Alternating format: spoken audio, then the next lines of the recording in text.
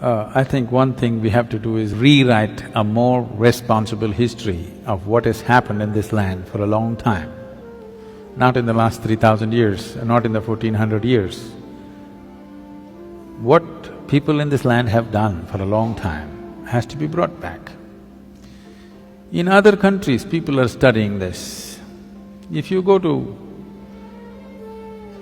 there are Lebanese people, if you study in a school in Lebanon, you will read about how Indian workers, Indian sculptors, Indian elephants, Indian yogis came and built a Phoenician temple 4,300 years ago in Lebanon, which is called as Baalbek, which is a phenomenal temple. 4,300 years ago, some of the foundation stones are over 300 tons and there is no granite in Lebanon. They transported it all the way from Egypt, across the canal and up the mountain and put it up there. Indian elephants, workers and sculptors worked. The proof, there is enough proof, but one proof is visually hanging there is lotuses in the ceiling. Indian sculptor has to put a lotus wherever he goes. Where would a Lebanese sculptor have seen a lotus? Obviously there are no lotuses there. So, how many Indian children have… forget about children, how many Indian grown-ups have heard about this? No. The Tamil kings went and built Angkor Thom and Angkor Wat in Cambodia. Angkor Thom is the largest religious building on this planet. The intricacy and the engineering, the sheer design and engineering of how these temples are built, if you go and see, you will feel proud of being a human being. Because if human beings can think something like this 1,000 years ago and manifest it, it is too much. This was done by the Tamil kings, most of the work done by probably the Tamil labor. From first standard to 12th standard, does any Tamil child even read a line about this in their history book? No. We only read how we were conquered, raped, looted, beaten by other people. Then if there is no pride, why would you want to recreate it? You need to understand this.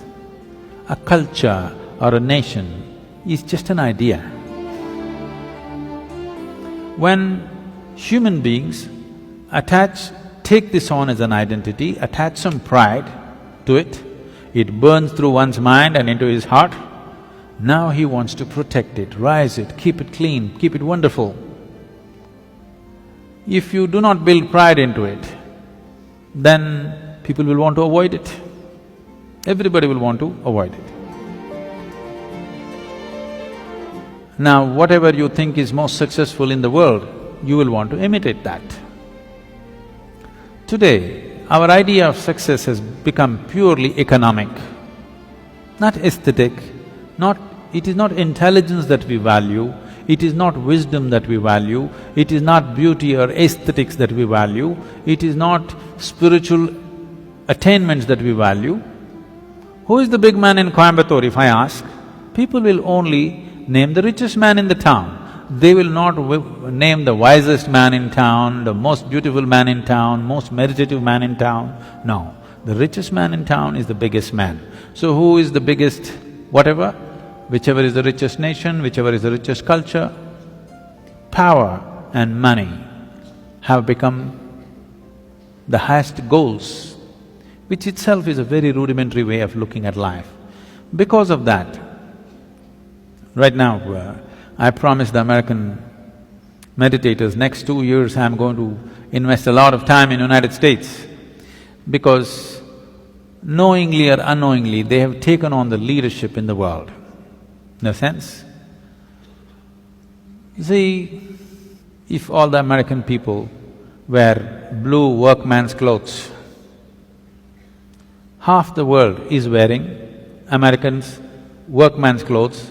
You just go to any city, Mumbai or Chennai or Bangalore especially, you look down below the knees, more than 60% is wearing blue denims.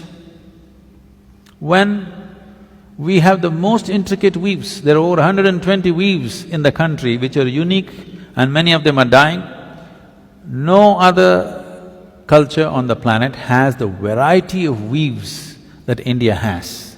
All of them will die. Chinese silk is going to kill it unless all of you ladies make at least 20% of your wardrobe into handmade Indian weaves. They will all vanish in the next 10 or 15 years. Why is everybody wearing not even American executives' clothes, American workman's clothes? As if that's not enough, if they tear their trousers, everybody tears their trousers. Yes. It's all torn, but in a very expensive way. Now, if Americans put carbon dioxide in a bottle and drink it, even a kindergarten child knows human body needs oxygen, not carbon dioxide. But because America drinks carbon dioxide and says this is the real thing, more than half the world drinks carbonated water today. If you go to one of the remote villages here, there may be people, not in this area maybe, but anywhere else if you go, they might not have heard the word yoga, but they know what is Coca-Cola. Okay?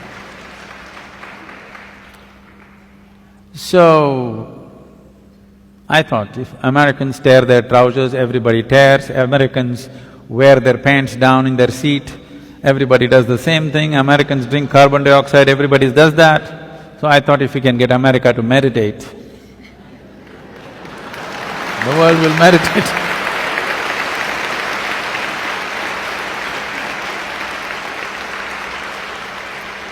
So, we are doing a little bit of a big push in the next 2 years in United States. We want America to meditate.